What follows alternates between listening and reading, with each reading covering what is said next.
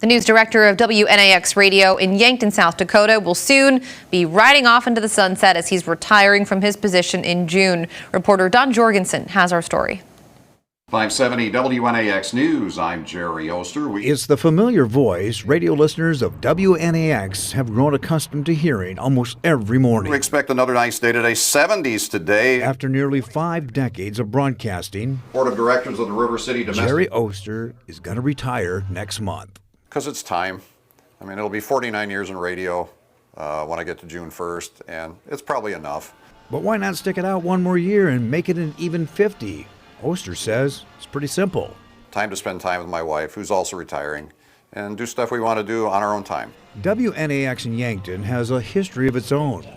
The radio station that goes by your big friend in the Midwest has a coverage area of 5 states and is celebrating 100 years of broadcasting.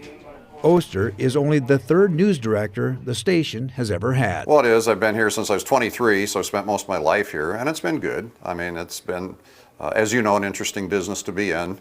A lot of interesting stories, a lot of interesting people, and great listeners is the reason that I've stayed so long, I think. In his 49 years of broadcasting the news, Oster has covered some of the state's biggest stories.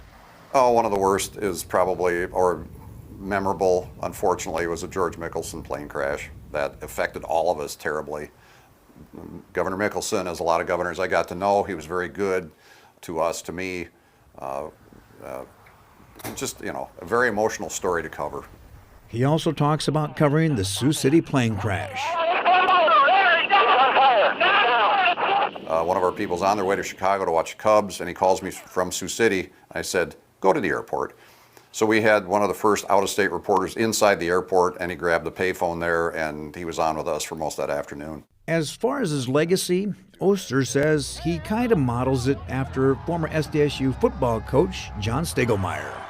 I've known him since he started coaching, before he was head coach, and what he talked about has stuck with me, his Mad Book, Make a Difference.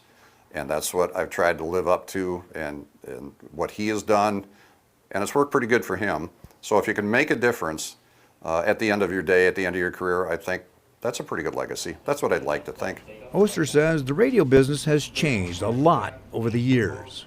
Well, the technical changes going from records and tape to digital. I mean, we haven't put a CD or tape or a record on the air in 25 years probably. It's all digital.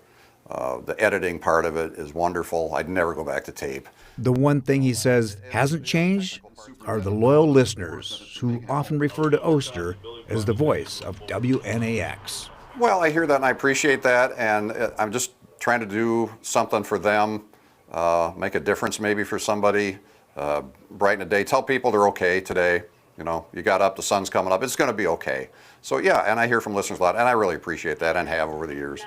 Listeners who've been loyal to the newsman 5 South Dakota school districts have received career will deliver his last newscast in a few weeks when he'll turn off his mic and set his headphones down one last time.